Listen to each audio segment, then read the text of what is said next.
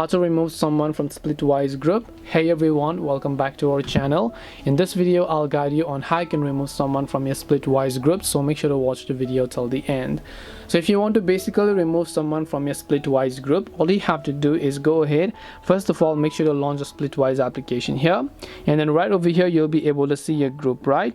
And here you'll be able to see a list of members over here. So now all you have to do is just tap the gear icon over here, and now if you want to remove someone, just tap on it, tap on remove this person from the group, tap on OK, and that person will get successfully removed from a group.